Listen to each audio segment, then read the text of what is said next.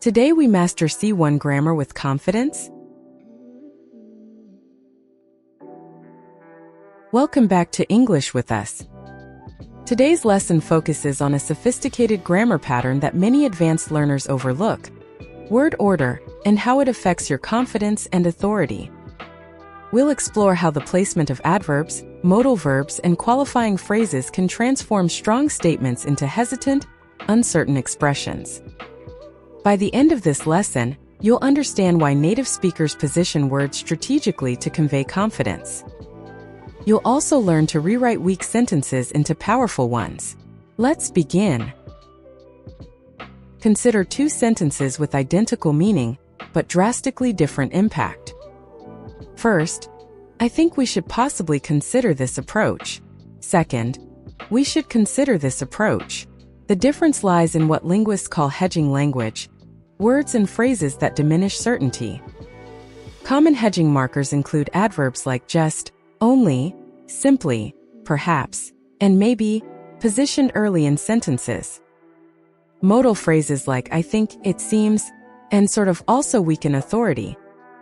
These expressions serve a purpose in casual conversation, but in professional contexts, they undermine your message.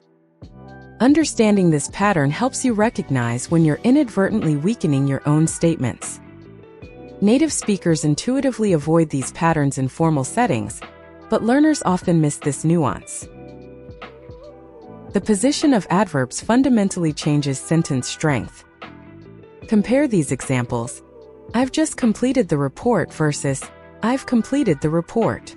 The adverb just positioned before the verb diminishes the achievement. Similarly, I merely suggested the idea sounds tentative, while I suggested the idea conveys confidence. In academic and professional writing, adverbs like merely, simply, only, and just should rarely appear before main verbs.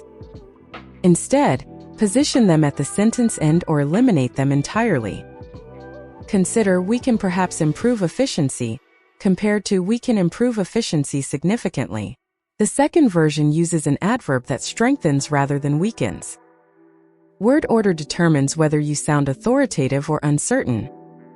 This rule applies across contexts, from emails to presentations to published writing. Advanced learners often fall into what I call the certainty trap.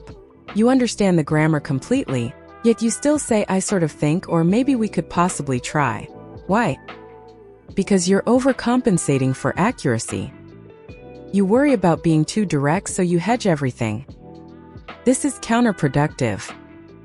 Native speakers, particularly in professional environments, rarely hedge.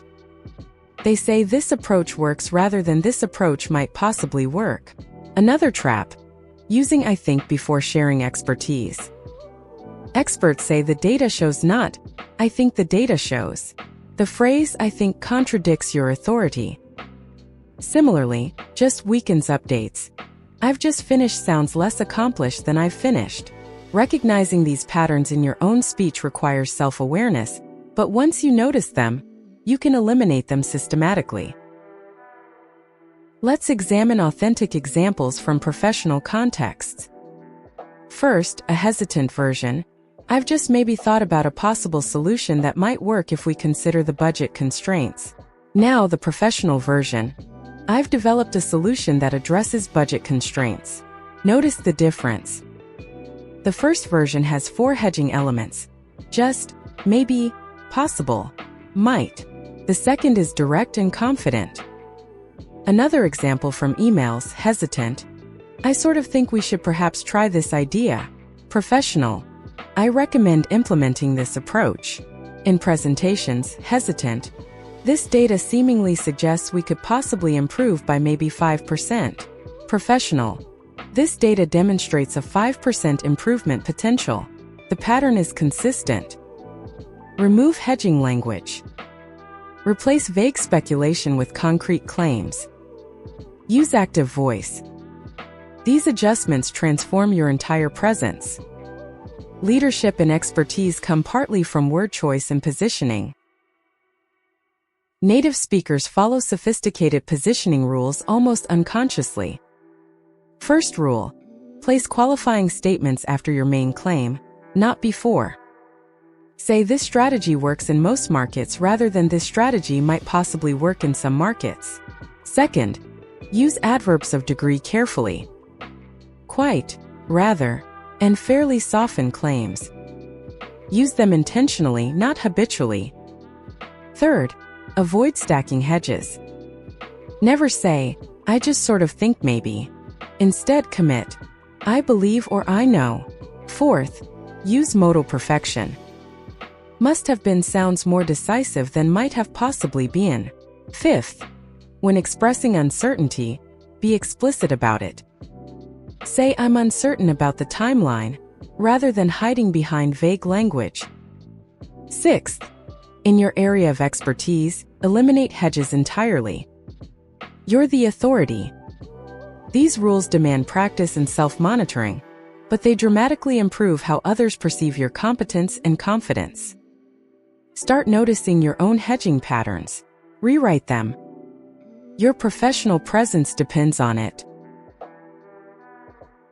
Today you learned how word order and adverb placement affect your confidence and authority. You discovered hedging language patterns that weaken your statements, and you learned how native speakers position words strategically for maximum impact. Remember, eliminate just, maybe, sort of, and similar hedges in professional contexts. Replace vague speculation with concrete claims.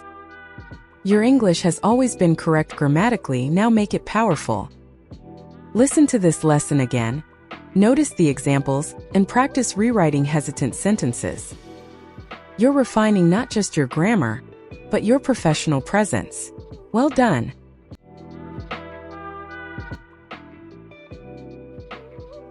If you want more videos like this, subscribe and follow English with us. See you in the next one.